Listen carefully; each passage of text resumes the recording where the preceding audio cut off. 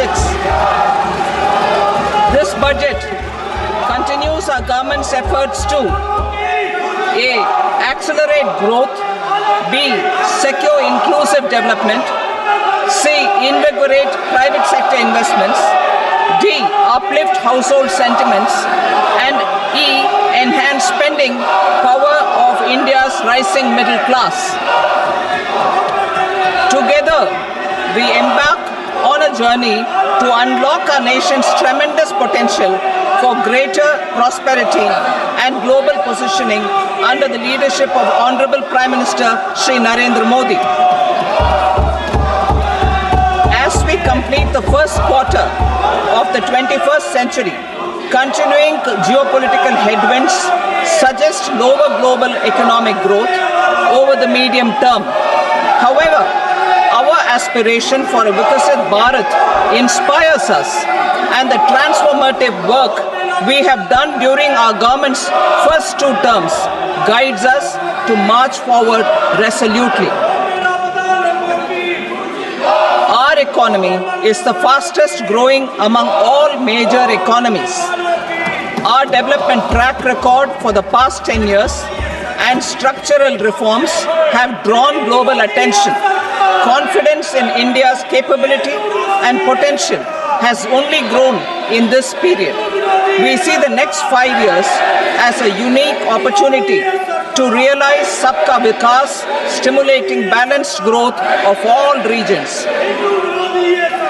The great Telugu poet and playwright Gurujada Apparao had said, "Deshamante matti kadoy, deshamante manushuloy," meaning a country is not just its soil, a country is its people. In line with this, for us, Vikasit Bharat encompasses zero poverty, 100% quality good school education, access to high quality, affordable and comprehensive health care, 100% skilled labor with meaningful employment, 70% women in economic activities, and farmers making our country the food basket of the world. In this budget, the proposed development measures span 10 broad areas focusing on Garib, Youth, Annadata and Nari, spurring agricultural growth and productivity, building rural prosperity and resilience, taking everyone together on an inclusive growth path, boosting manufacturing and furthering Make in India, supporting MSMEs, enabling employment-led development, investing in people, economy and innovation, securing energy supplies, promoting exports and nurturing innovation.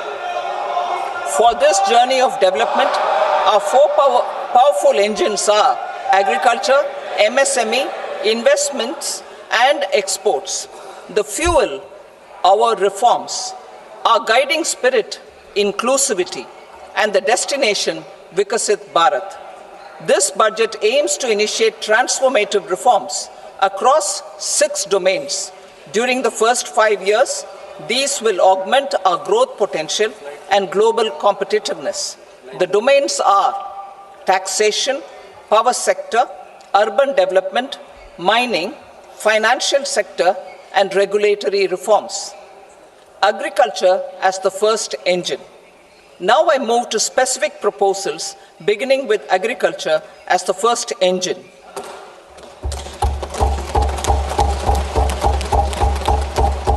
Prime Minister Dhan Dhanya Krishi Yojana, developing agri-districts program.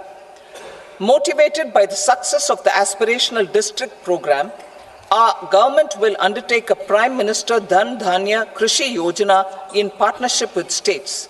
Through the convergence of existing schemes and specialized measures, the program will cover 100 districts with low productivity, moderate crop intensity, and below average credit parameters. It aims to 1. Enhance agricultural productivity, 2. Adopt crop diversification and sustainable agricultural practices, 3. Augment post-harvest storage at the panchayat and block level, 4. Improve irrigation facilities. And 5. Facilitate availability of long-term and short-term credit. This program is likely to help 1.7 crore farmers. Building rural prosperity and resilience. A comprehensive multi-sectoral rural prosperity and resilience program will be launched in partnership with the states. This will address underemployment in agriculture through skilling, investment, technology, and invigorating the rural economy. The goal is to generate ample opportunities in rural areas so that migration is an option but not a necessity. The program will focus on rural women, young farmers, rural youth, marginal and small farmers, and landless families. The details are in Annexure A. Domestic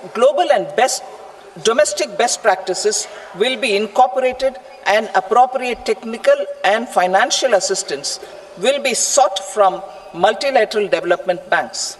In Phase 1, 100 developing agri-districts will be covered.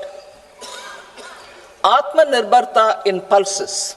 Our government is implementing the National Mission for Edible Oil Seed for achieving Atmanirbharta in edible oils. Our farmers have the capability to grow enough for our needs and more. 10 years ago, we made concerted efforts and succeeded in achieving near self-sufficiency in pulses. Farmers responded to the need by increasing the cultivated area by 50%, and government arranged for procurement and remunerative prices. Since then, with rising incomes and better affordability, our consumption of pulses has increased significantly. Our government will now launch a 6-year mission for Atmanirbharta in pulses with a special focus on Tuar, Urad and Masoor. Details are in Annexure B. Central agencies such as NAFED and NCCF will be ready to procure these 3 pulses as much as offered during the next 4 years from farmers who register with these agencies and enter into agreements. Comprehensive program for vegetables and fruits. It is encouraging that our people are increasingly becoming aware of their nutritional needs. It is a sign of a society becoming healthier. With rising income levels, the consumption of vegetables, fruits, and Sri Anna is increasing significantly. A comprehensive program to promote production, efficient supplies, processing, and remunerative prices for farmers will be launched in partnership with the states. Appropriate institutional mechanisms for implementation and participation of farmer producer organizations and cooperatives will be set up. Makhana Board in Bihar. For this, there is a special opportunity for the people of Bihar. A Makhana Board will be established in the state to improve production, processing, value addition, and marketing of Makhana. The people engaged in these activities will be organized into FPOs. The board will provide hand-holding and training support to Makhana farmers and will also work to ensure they receive the benefits of all relevant government schemes. A national mission on high-yielding seeds will be launched, aimed at 1. Strengthening research ecosystem, 2. Targeted development and propagation of seeds with high yield, pest resistance, and climate resilience, and 3. Commercial availability of more than 100 seed varieties released since July 2024. India ranks second largest globally in fish production and aquaculture. Seafood exports are valued at 60,000 crore rupees. To unlock the untapped potential of the marine sector, our government will bring in an enabling framework for sustainable harnessing of fisheries from Indian Exclusive Economic Zone and High Seas, with a special focus on the Andaman and Nicobar and Lakshadweep Islands. For the benefit of lakhs of cotton growing farmers, I am pleased to announce a mission for cotton productivity.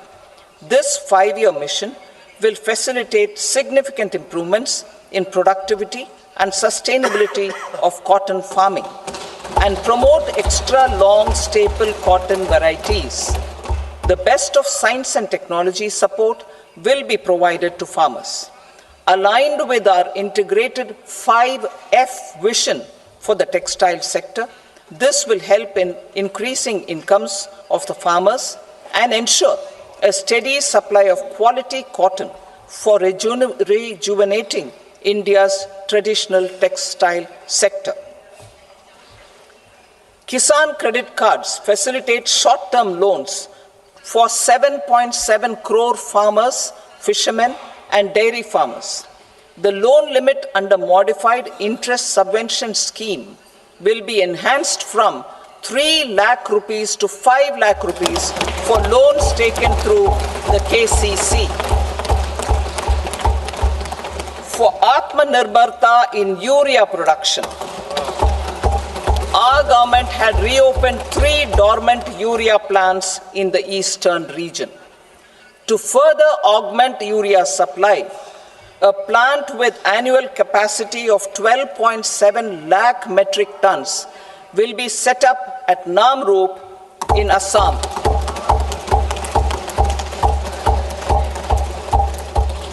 India Post, with 1.5 lakh rural post offices, complemented by the India Post Payment Bank and a vast network of 2.4 lakh Dak Sevaks, will be repositioned to act as a catalyst for the rural economy. Details are at Annexure C.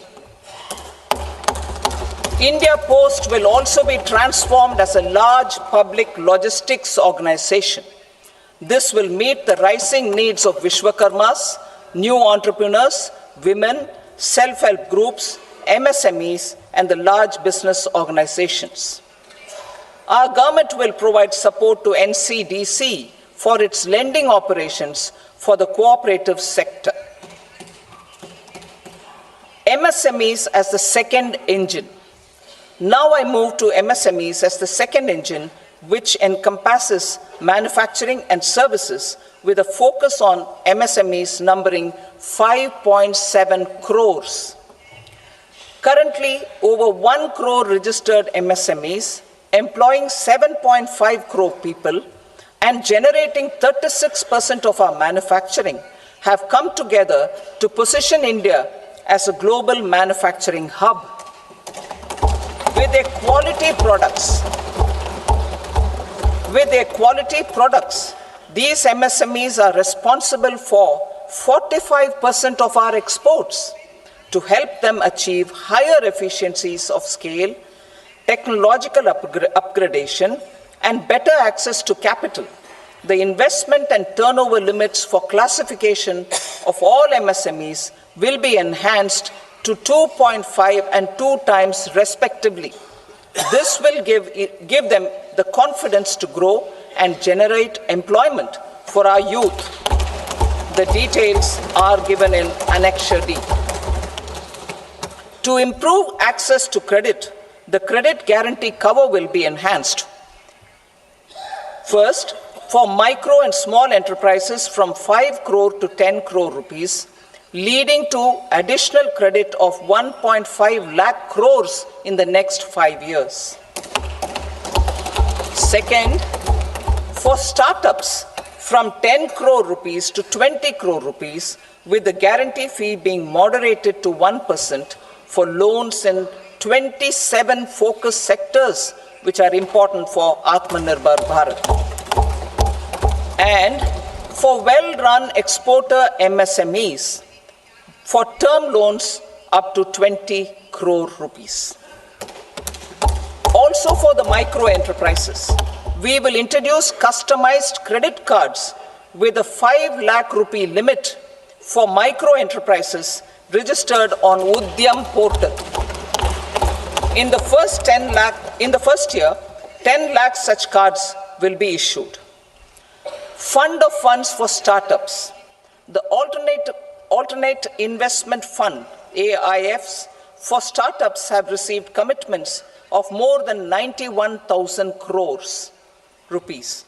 These are supported by the fund of funds set up with the Government of India's contribution of 10,000 crore rupees. Now, a new fund of funds with expanded scope and a fresh contribution of another 10,000 crore rupees will be set up. A new scheme will be launched for 5 lakh women, scheduled castes and scheduled tribes, first-time entrepreneurs. This will provide term loans up to 2 crore rupees during the next 5 years. The scheme will incorporate lessons from the successful Stand Up India scheme. Online capacity building for entrepreneurship and managerial skills will also be organized. Measures for labor-intensive sectors. To promote employment and entrepreneurship opportunities in labor-intensive sectors, our government will undertake specific policy and facilitation measures. To enhance the productivity, quality, and competitiveness of India's footwear and leather sector, a focused product scheme will be implemented. The scheme will support design capacity, component manufacturing, and machinery required for production of non-leather quality footwear, besides the support for leather footwear and products. The scheme is expected to facilitate employment for 22 lakh persons, generate over 4 lakh crore rupees, and exports of over 1.1 lakh crore rupees. Measures for the toys sector. Building on the National Action Plan for Toys, we will implement a scheme to make India a global hub for toys.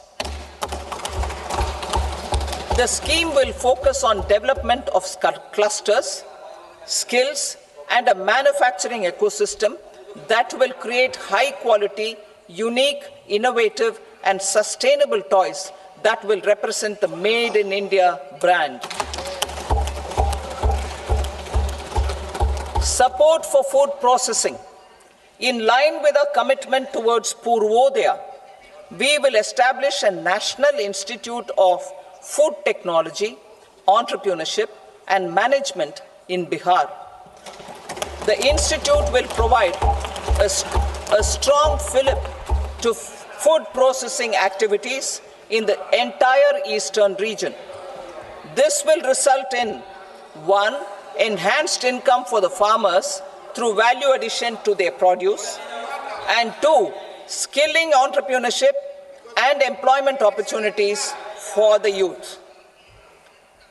Manufacturing mission, furthering Make in India.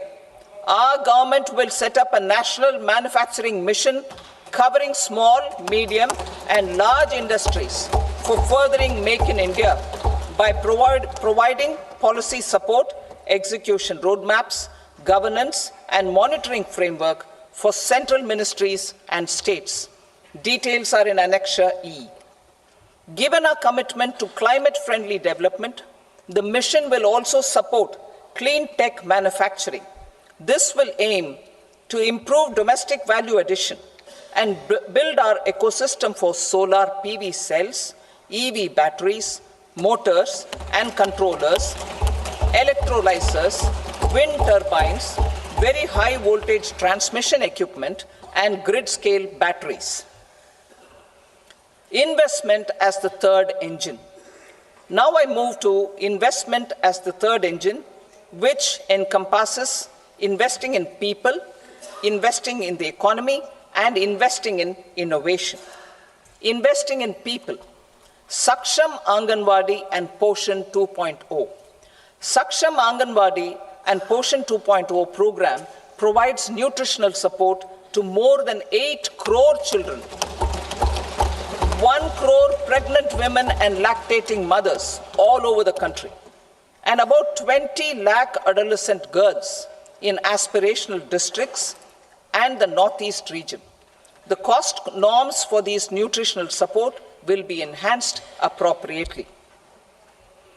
Atal Tinkering Labs. 50,000 Atal Tinkering Labs will be set up in government schools in the next 5 years to cultivate the spirit of curiosity and innovation and foster a scientific temper among young minds. Broadband connectivity to government secondary schools and PHCs. Broadband connectivity will be provided to all government secondary schools and primary health centers in rural areas under the BharatNet project. Bharatiya Bhasha Pustak Scheme. We propose to implement a Bharatiya Bhasha Pustak scheme to provide digital form Indian language books for schools and for higher education. This aims to help students understand their subjects better and in their language. National Centers of Excellence for Skilling. Building on the initiative announced in the July 24 budget, 5 national centers of excellence for skilling will be set up with global expertise and partnerships to equip our youth with the skills required for Make for India, Make for the World manufacturing. The partnership will cover curriculum design, training of trainers, and a skills certification framework and periodic reviews. Expansion of capacity in IITs.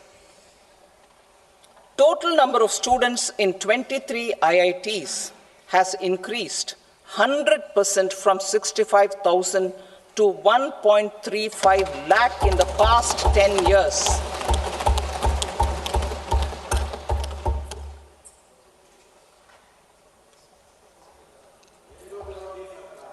Additional infrastructure will be created in the 5 IITs started after 2014 to facilitate education for 6,500 more students. Hostel and other infrastructure capacity at IIT Patna will also be expanded.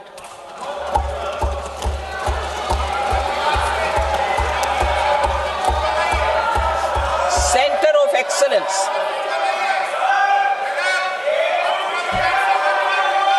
Center of Excellence in AI for Education. I had announced 3 centers of excellence in artificial intelligence for agriculture, health, and sustainable cities in 2023.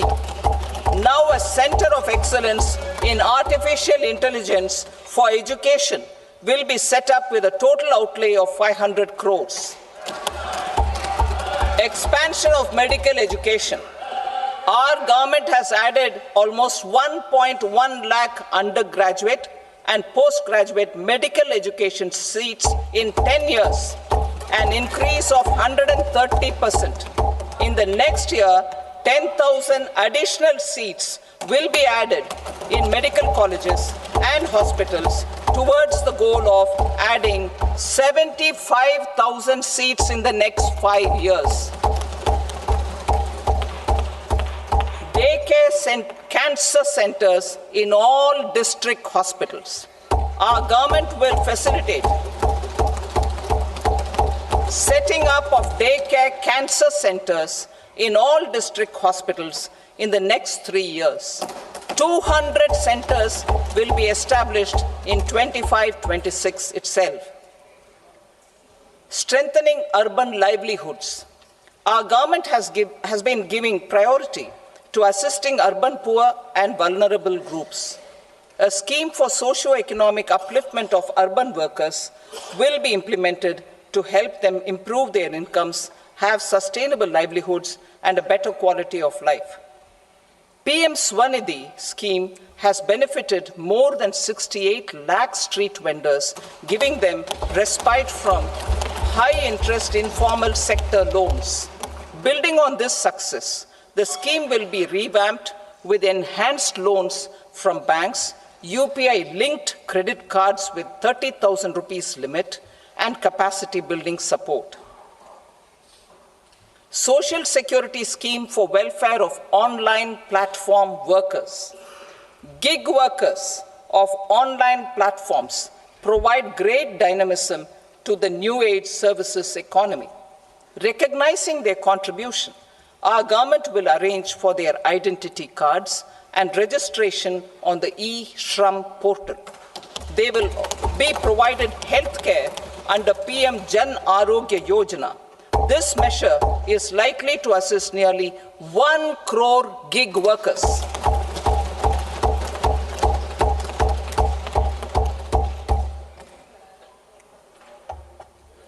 Investing in the economy, public-private partnership in infrastructure. Each infrastructure-related ministry will come up with a 3-year pipeline of projects that can be implemented in PPP mode. States will also be encouraged to do so and can seek support from the India Infrastructure Project Development Fund, which is a scheme to prepare PPP proposals. Support to states for infrastructure. An outlay of 1.5 lakh crore is proposed for the 50-year interest-free loans to states for capital expenditure and incentives for reforms. Building on the success of the first asset monetization plan announced in 2021, the second plan for 2025 to 30 will be launched to plow back capital of 10 lakh crore in new projects. Regulatory and fiscal measures will be fine-tuned to support the plan. Jal Jeevan Mission. Since 2019, 15 crore households representing 80% of India's rural population have been provided access to portable tap water connections. To achieve 100% coverage, I am pleased to announce the extension of this mission until 2028 with an enhanced total outlay. The mission's focus will be on the quality of infrastructure and O&M of rural piped water supply schemes through Jan Bhagidari. A separate MOU or separate MOUs will be signed with the states and union territories to ensure sustainability and citizen-centric water services delivery. Urban sector reforms. Building on the July budget proposals, urban sector reforms related to governance, municipal services, urban land and planning will be incentivized. Urban Challenge Fund. The government will set up an urban challenge fund of 1 lakh crore rupees to implement the proposals for cities as growth hubs, creative redevelopment of cities, and for water and sanitation purposes announced in the July budget. This fund will finance up to 25% of the cost of bankable projects, with a stipulation that at least 50% of the cost is funded from bonds, bank loans, and PPPs. An allocation of 10,000 crore is proposed in 2025-26. Power sector reforms. We will incentivize electricity distribution reforms and augmentation of intra-state transmission capacity by states. This will improve financial health and capacity of electricity companies. Additional borrowing of 0.5% of GSDP will be allowed to states contingent on these reforms. Nuclear energy mission for Vikasit Bharat. Development of at least 100 gigawatt of nuclear energy by 2047 is essential for our energy transition efforts. For an active partnership with the private sector towards this goal, amendments to the Atomic Energy Act and the Civil Liability for Nuclear Damage Act will be taken up.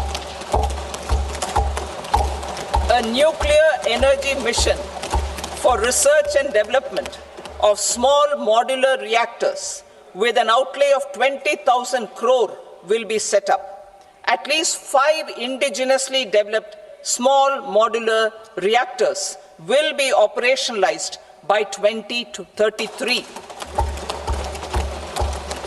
Shipbuilding. The shipbuilding financial assistance policy will be revamped to address cost disadvantages. This will also include credit notes for shipbreaking in Indian yards to promote the circular economy. Large ships above a specified size will be included in the infrastructure harmonized master list.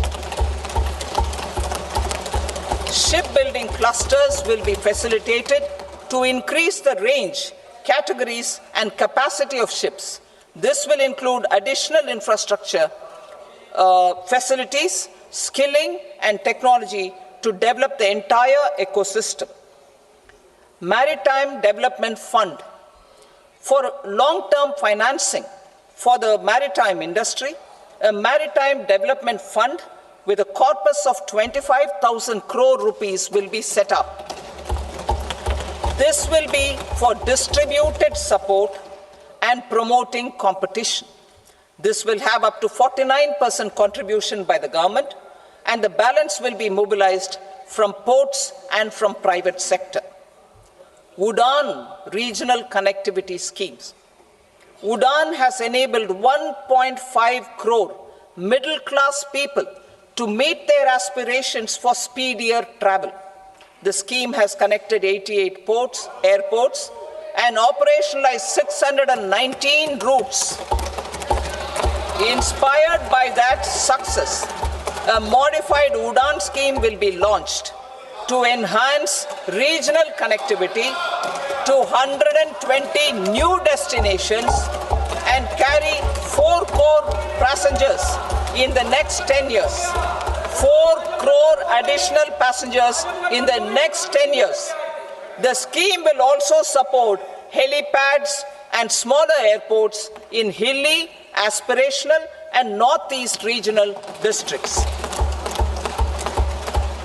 Greenfield airports will be facilitated in Bihar to meet the future needs of the state. These will be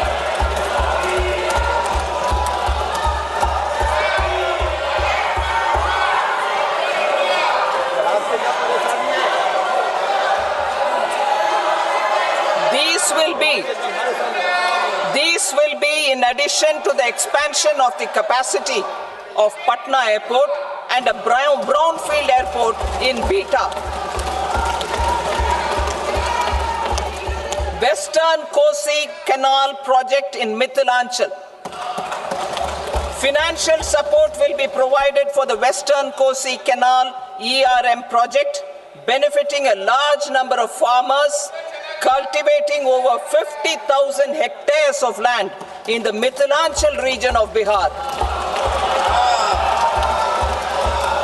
Mining sector reforms.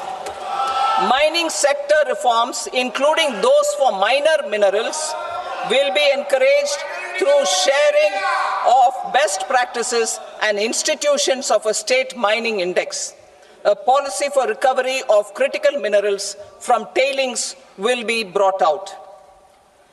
Under the special window for affordable and mid-income housing, SWAMI, 50,000 dwelling units in stressed housing projects have been completed and keys handed over to home buyers. Another 40,000 units will be completed in 2025, further helping middle-class families who are paying EMIs on loans taken for apartments while also paying rent for their current dwellings. Building on this success, SWAMI Fund 2 will be established as a blended finance facility with contribution from the government, banks, and private investors. This fund of 15,000 crore rupees will aim for expeditious completion of another 1 lakh units. PM Gati Shakti data for private sector. For furthering PPPs and assisting the private sector in project planning, access to relevant data and maps from the PM Gati Shakti portal will be provided. Tourism for employment-led growth.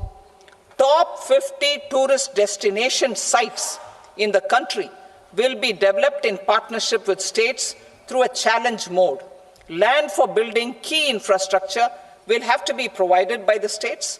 Hotels in these destinations will be included in the infrastructure harmonized list. The following measures will be taken for facilitating employment-led growth. Organizing intensive skill development programs for our youth, including in institutes of hospitality management. Providing mudra loans for homestays. Improving ease of travel and connectivity to tourist destinations. Providing performance-linked incentives to states for effective destination management, including tourist amenities, cleanliness, and marketing efforts. And introducing streamlined e-visa facilities along with visa fee waivers for certain tourist groups. Continuing with the emphasis on places of spiritual and religious significance, in the July budget, there will be a special focus on destinations related to the life and times of Lord Buddha. Medical tourism and heal in India. Medical tourism and heal in India will be promoted in partnership with the private sector along with capacity building and easier visa norms. Investing in innovation. To implement private sector-driven research, development, and innovation initiatives announced in the July budget, I am now allocating 20,000 crore rupees for this purpose. A deep tech fund of funds will also be explored to catalyze the next generation startups as a part of this initiative. In the next 5 years, under the PM Research Fellowship Scheme, we will provide 10,000 fellowships for technological research in IITs and IISc with enhanced financial support. The second gene bank with 10 lakh germplasm lines will be set up for future food and nutritional security. This will provide conservation support to both public and private sectors for genetic resources. We will start a national geospatial mission to develop foundational geospatial infrastructure and data. Using PM Gati Shakti, this mission will facilitate modernization of land records, urban planning, and design of infrastructure projects. A Gyan Bharatam mission for survey, documentation, and conservation of our manuscript heritage with academic institutions, museums, libraries, and private collectors will be undertaken to cover more than 1 crore manuscripts. We will set up a national digital repository of Indian knowledge systems for knowledge sharing.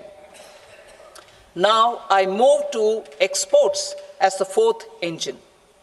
We will set up an export promotion mission with sectoral and ministerial targets driven jointly by the Ministries of Commerce, MSME, and Finance.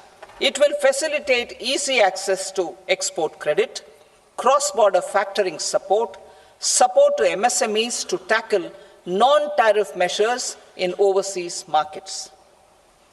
A digital public infrastructure, Bharat Trade Net, for international trade will be set up as a unified platform for trade documentation and financing solutions. This will complement the Unified Logistics Interface platform. The BTN will be aligned with international practices. Support will be provided to develop domestic manufacturing capacities for our economy's integration with global supply chains. Sectors will be identified based on objective criteria. Facilitation groups with participation of senior officers and industry representatives will be formed for select products and supply chains. Through this, there are huge opportunities related to Industry 4.0, which needs high skills and talent. Our youth have both. Our government will support the domestic electronic equipment industry to leverage this opportunity for the benefit of our youth. A national framework will be formulated as guidance to Prathom pimple. তেন্তে কি কৈছে তোমাৰ influencer বহুত কিবা কিবি কিন্তু মোৰ OG original influencer তুমি হে না সেই কাৰণে এইটো মোৰ OG এডভাইস ইয়াত আছে 100% naturally derived neem ই holds soap free আৰু paraben free pimples আঁতৰাই skin কৰি তোলে healthy Himalaya purifying neem face wash pimple or original solution news upgradation of infrastructure and warehousing for air cargo including high value perishable horticultural produce.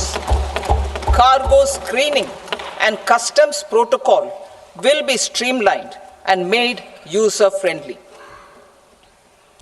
Reforms as the fuel. Over the past 10 years, our government has implemented several reforms for convenience of taxpayers, such as faceless assessment, 2, taxpayer charter, 3, faster returns, 4, almost 99% returns being on self-assessment, and 5, Vivad Se Vishwas scheme.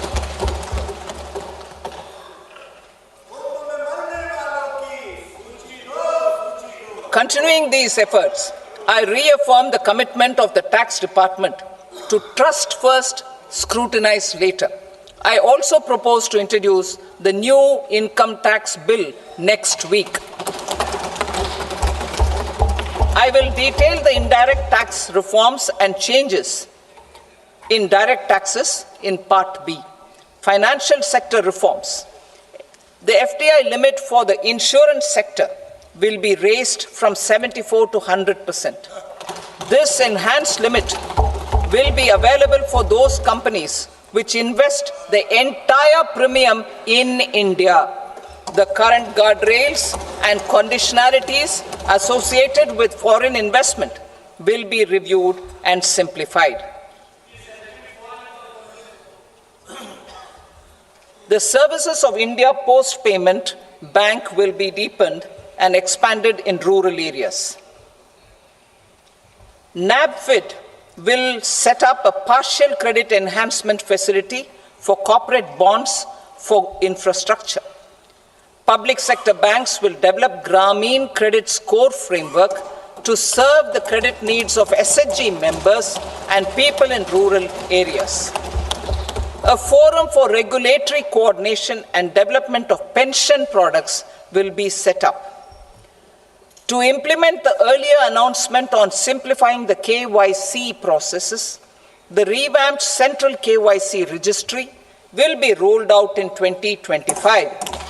We will also implement a streamlined system for periodic updating. Requirements and procedures for speedy approval of company mergers will be rationalized. The scope for fast-track mergers will also be widened and the process made simpler. As proposed in the interim budget, we signed bilateral investment treaties with 2 countries in 2024 to encourage sustained foreign investment, and in the spirit of First Develop India, the current model BIT will be revamped and made more investor-friendly. In the last 10 years, in several aspects, including financial and non-financial, our government has demonstrated a steadfast commitment to ease of doing business. We are determined to ensure that our regulations must keep up with technological innovations and global policy developments. A light touch regulatory framework based on principles and trust will unleash productivity and employment. Through this framework, we will update regulations that were made under old laws. To develop this modern, flexible, people-friendly, and trust-based regulatory framework, appropriate for the 21st century, I propose 4 specific measures. A high-level committee for regulatory reforms will be set up for a review of all non-financial sector regulations, certifications, licenses, and permissions. The committee will be expected to make recommendations within a year. The objective is to strengthen trust-based economic governance and take transformational measures to enhance ease of doing business, especially in matters of inspection and compliances. States will be encouraged to join in this endeavor. An investment friendliness index of states will be launched in 2025 to further the spirit of competitive, cooperative federalism. Under the Financial Stability and Development Council, a mechanism will be set up to evaluate impact of the current financial regulations and subsidiary instructions. It will also formulate a framework to enhance their responsiveness and development of the financial sector. In the Jan Vishwas Act 2023, more than 180 legal provisions were decriminalized. Our government will now bring up the Jan Vishwas Bill 2.0 to decriminalize more than 100 provisions in various laws. I now move to fiscal policy. In the July budget, I had committed to staying the course for fiscal consolidation. Our endeavor will be to keep the fiscal deficit each year such that central government debt remains on a declining path as a percentage of the GDP. The roadmap for the next 6 years has been detailed in the FRBM statement. Revised estimates for 2024-25.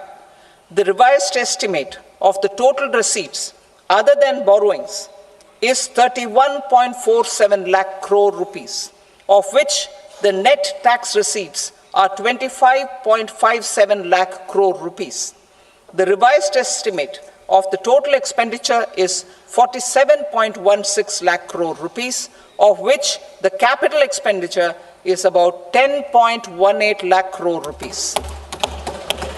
The revised estimate of the fiscal deficit is 4.8% of the GDP.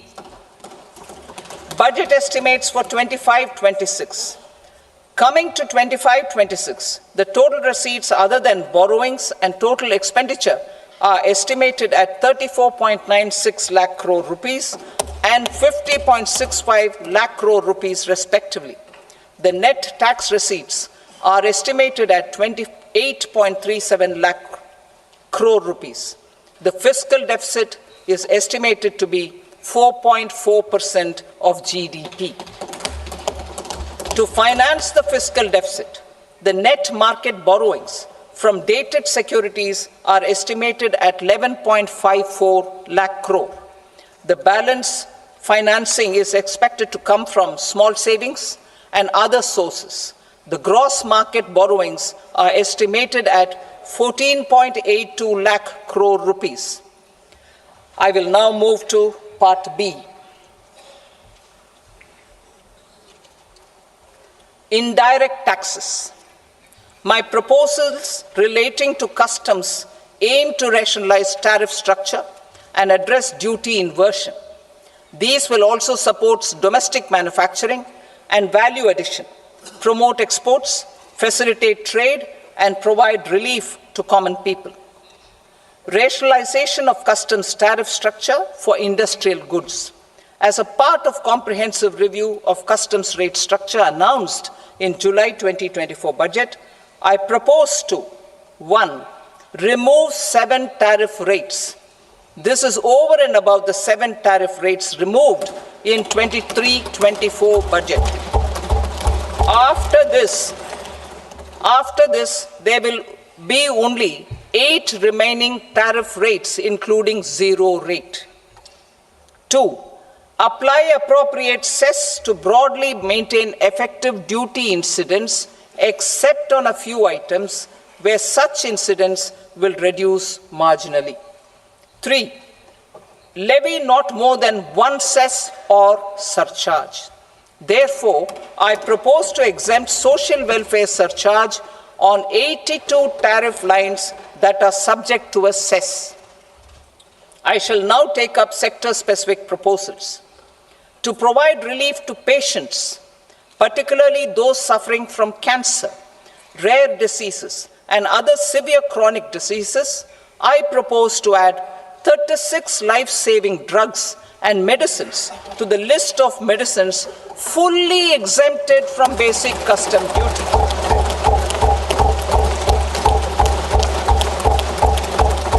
I also propose to add 6 life-saving medicines to the list attracting concessional custom duty of 5%. Full exemption and concessional duty will also respectively apply on the bulk drugs for manufacture of the above. Specified drugs and medicines under patient assistance programs run by the pharmaceutical companies are fully exempt from BCD, provided the medicines are supplied free of cost to the patients. I propose to add 37 more medicines along with 13 new patient assistance programs. Support to domestic manufacturing and value addition. Critical minerals. In the July 2024 budget, I had fully exempted BCD on 25 critical minerals that are not domestically available. I had also reduced BCD of 2 other such minerals to provide a major fillip to their processing, especially by MSMEs. Now, I propose to fully exempt cobalt powder and waste, the scrap of lithium-ion battery, lead, zinc, and 12 more critical minerals. This will help secure their availability for manufacturing in India and promote more jobs for our youth. To promote domestic production of technical textile products such as agro-textiles, medical textiles, and geotextiles at competitive prices, I propose to add 2 more types of shuttle-less looms to the list of fully exempted textile machinery. I also propose to revise the BCD rate on knitted fabrics covered by 9 tariff lines from 10 or 20 to 20% or 115 rupees per kg, whichever is higher. Electronic goods. In line with our Make in India policy and to rectify inverted duty structure, I propose to increase the BCD on interactive flat panel display from 10% to 20% and reduce the BCD to 5% on open cell and other components. In 23-24 budget, for the manufacture of open cells of LCD, LED TVs, I had reduced the BCD on parts of open cells from 5% to 2.5%. To further boost the manufacture of such open cells, the BCD on these parts will now stand exempted. Lithium-ion battery. To the list of exempted capital goods, I propose to add 35 additional capital goods for EV battery manufacturing and 28 additional capital goods for mobile phone battery manufacturing. This will boost domestic manufacture of lithium-ion batteries, both for mobile phones and for electric vehicles. Shipping sector. Considering that shipbuilding has a long gestation period, I propose to continue the exemption of BCD on raw materials, components, consumables, or parts for the manufacture of ships for another 10 years.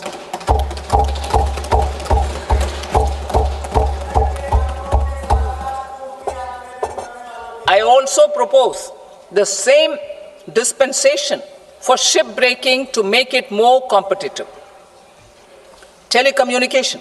To prevent classification disputes, I propose to reduce the BCD from 20% to 10% on carrier-grade Ethernet switches to make it at par with non-carrier-grade Ethernet switches.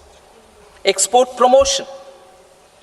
To facilitate exports of handicrafts I propose to extend the time period for export from 6 months to 1 year, further extendable by another 3 months if required. I also propose to add 9 items to the list of duty-free inputs. Leather sector. I propose to fully exempt BCD on wet blue leather to facilitate imports for domestic value addition and employment.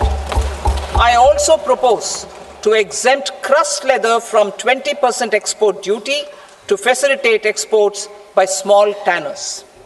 Marine products. To enhance India's competitiveness in the global seafood market, I propose to reduce BCD from 30% to 5% on frozen fish paste, surimi, for manufacture and export of its analog products. I also propose to reduce BCD from 15% to 5% on fish hydrolysates for manufacture of fish and shrimp feed.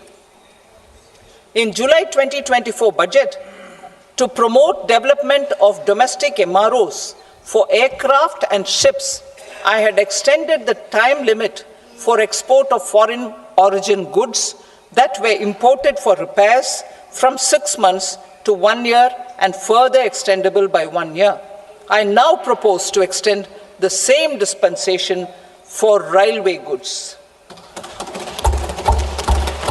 Time limit for provisional assessment. Presently, the Customs Act 1962 does not provide any time limit to finalize provisional assessments, leading to uncertainty and cost to trade. As a measure of promoting ease of doing business, I propose to fix a time limit of 2 years, extendable by a year, for finalizing the provisional assessment. I propose to introduce a new provision that will enable importers or exporters, after clearance of goods, to voluntarily declare material facts and pay duty with interest but without penalty. This will incentivize voluntary compliance. However, this will not apply in cases where department has already initiated audit or investigation proceedings. For industry to better plan their imports, I propose to extend the time limit for the end use of imported inputs in the relevant rules from 6 months to 1 year. This will provide operational flexibility in view of cost and uncertainty of supply. Further, such importers will now have to file only quarterly statements instead of a monthly statement.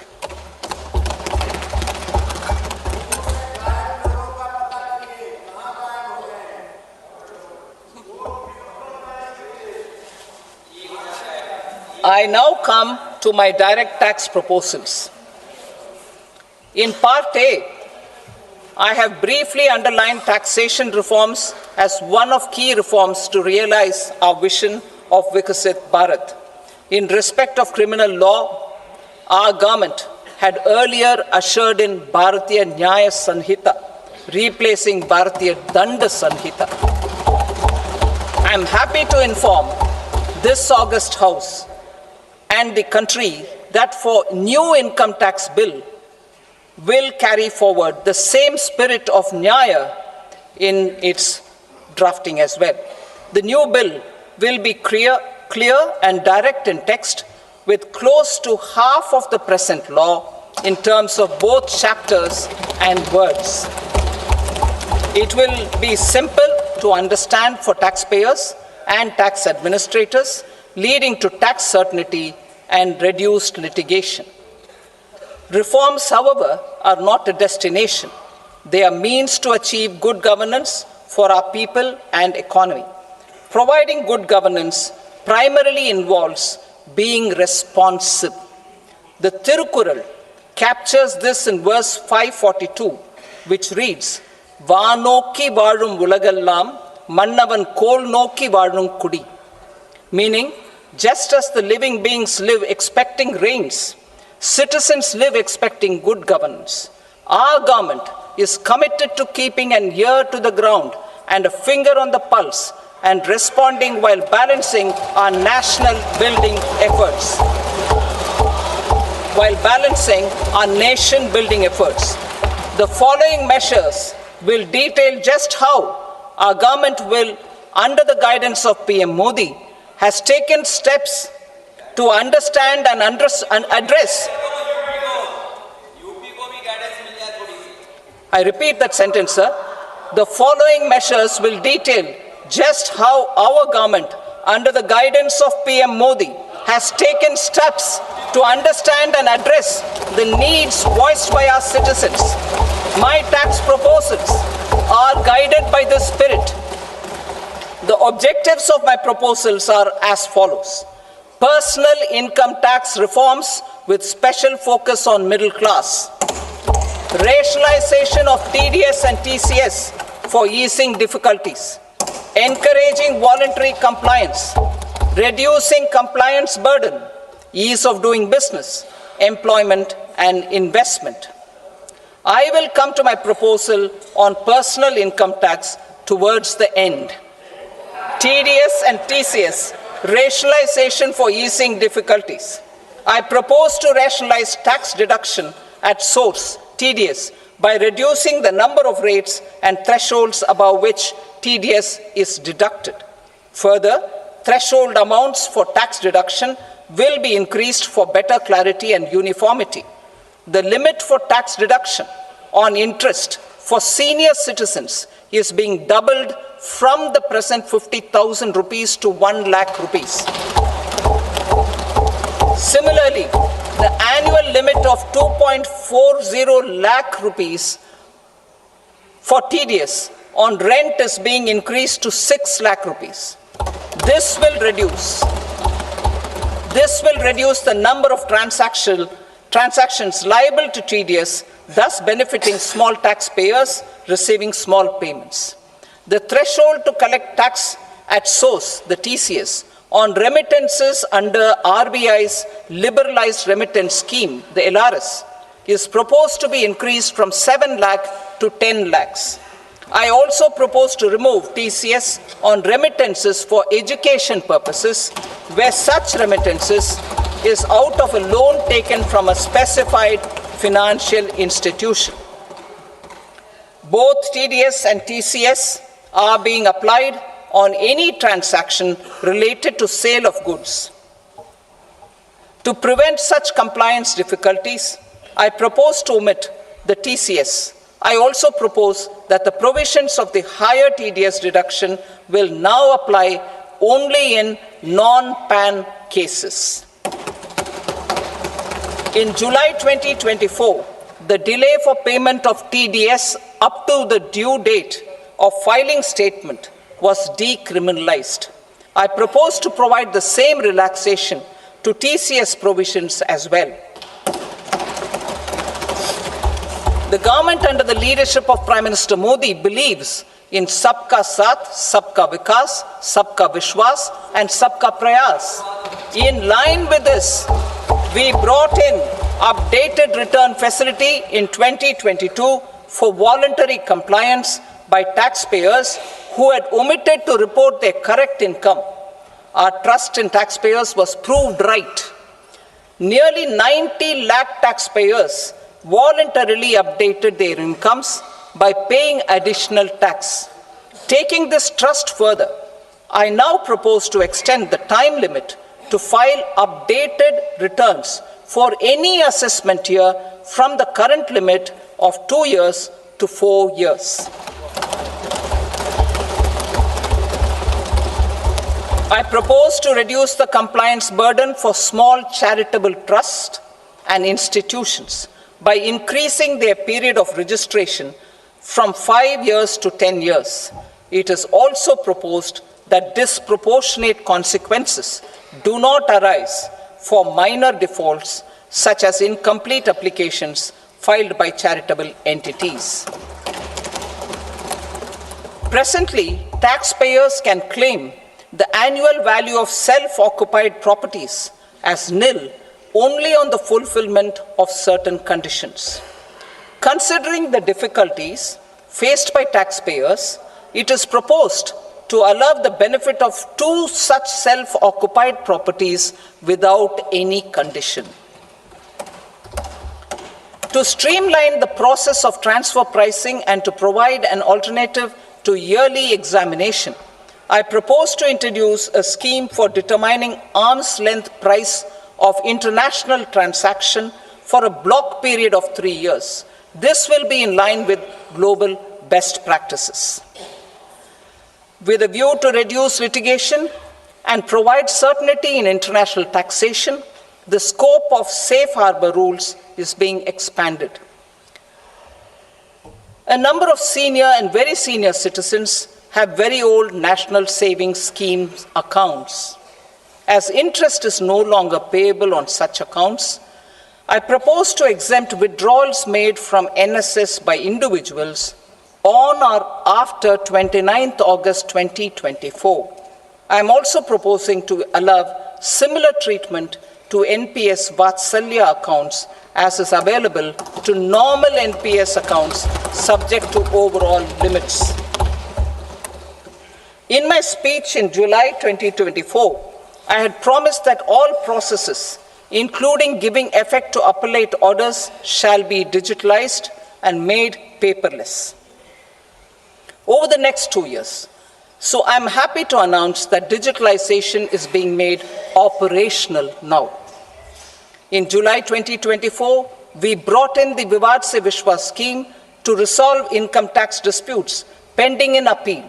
The scheme has received a great response, with nearly 33,000 taxpayers having availed of the scheme to settle their disputes. I have a few proposals to promote investment and employment. It is proposed to provide a presumptive taxation regime for non-residents who provide services to a resident company that is establishing or operating an electronics manufacturing facility. I further propose to introduce a safe harbor for tax certainty for non-residents who store components for supply to specified electronics manufacturing units. Presently, the tonnage tax scheme is available only to sea-going ships. The benefits of existing tonnage tax scheme are proposed to be extended to inland vessels registered under the Indian Vessels Act 2021 to promote inland water transport in the country. Extension for incorporation of startups. We continue to support the Indian startup ecosystem. I propose to extend the period of incorporation by 5 years to allow the benefit available to startups which are incorporated before 1/4/2030. In order to attract and promote additional activities in the IFSC, I am inter alia proposing specific benefits to ship leasing units, insurance offices, and treasury centers of global companies which are set up in IFSC. Further, to claim benefits, the cutoff date for commencement in IFSC has also been extended by 5 years to 31/3/2030.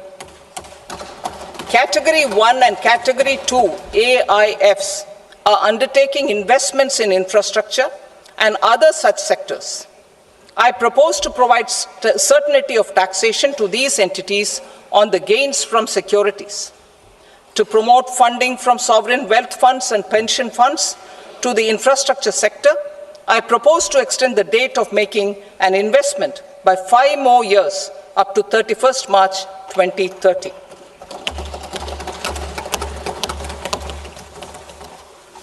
Personal income tax reforms with special focus on middle class. Democracy, demography, and demand are the key support pillars in our journey towards Vikasit Bharat. The middle class provides strength for India's growth. This government, under the leadership of Prime Minister Modi, has always believed in the admirable energy and ability of the middle class in nation building. In recognition of their contribution,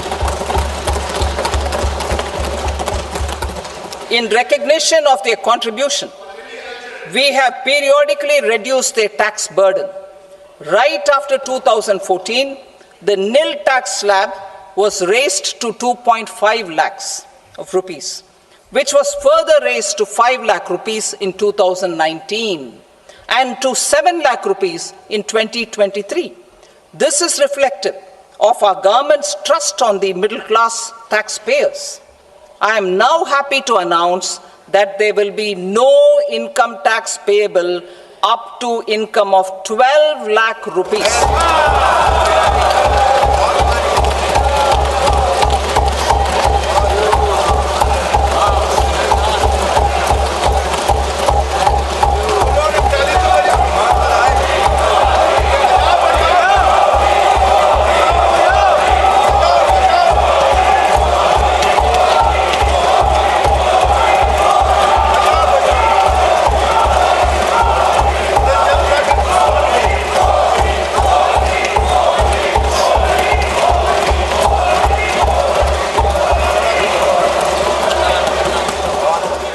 So, average income of 1 lakh per month other than the special rate income such as capital gains under the new regime. This limit will be 12.75 lakh for salaried taxpayers due to the standard deduction of 75,000. Slabs and rates are being changed across the board to benefit all taxpayers. The new structure will substantially reduce the taxes of the middle class and leave more money in their hands, boosting household consumption, savings, and investment. In the new tax regime, I propose to revise tax rate structures as follows: 0 to 4 lakh rupees nil, 4.8 lakh rupees to 4 to 8 lakh rupees 5%, 8 to 12 lakh rupees 10%, 12 to 16 lakh rupees 15%, 16 to 20 lakh rupees 20%, 20 to 24 lakh rupees 25%, and above 24 lakh rupees 30%. To taxpayers up to 12 lakh of normal income other than special rate income such as capital gains. I read that again. To taxpayers up to 12 lakh of income other than special rate income such as capital gains, tax rebate is being provided in addition to the benefit due to slab rate reduction in such a manner that there is no tax payable by them. The total tax benefit of slab rate changes and rebate at different income levels can be illustrated with a few examples. A taxpayer in the new regime with an income of 12 lakh rupees will get a benefit of 80,000 rupees in tax, which is 100% of tax payable as per the existing rates. A person having income of 18 lakh rupees will get a benefit of 70,000 rupees in tax, that is 30% of tax payable as per existing rates.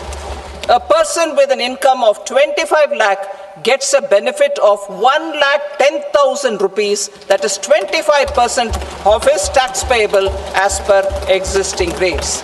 Details of my tax proposals are given in the annexure. As a result of these proposals, Honorable Speaker, sir, revenue of about 1 lakh crore in direct taxes and 2,600 crores in indirect taxes will be foregone. Mr. Speaker, sir, with this, I commend the budget to this august House.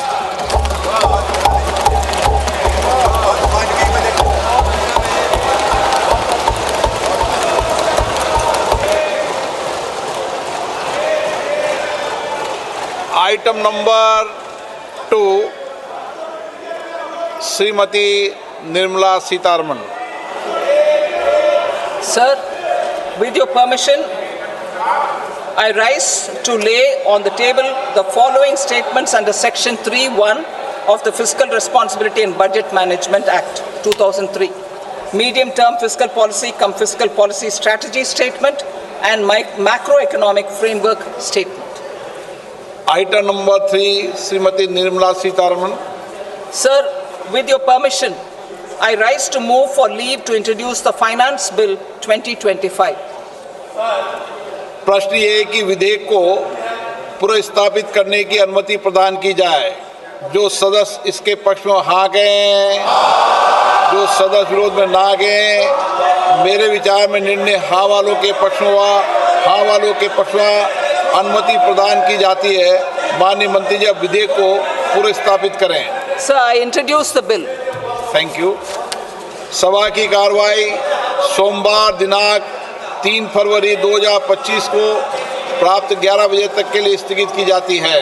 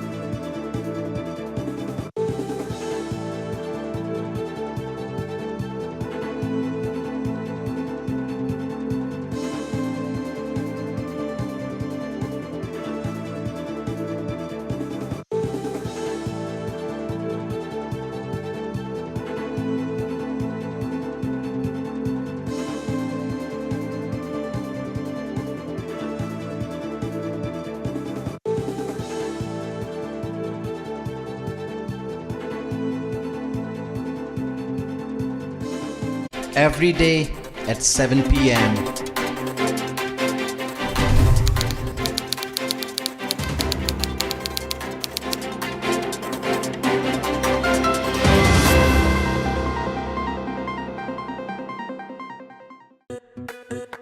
इच्छाओं की कोई उम्र नहीं होती।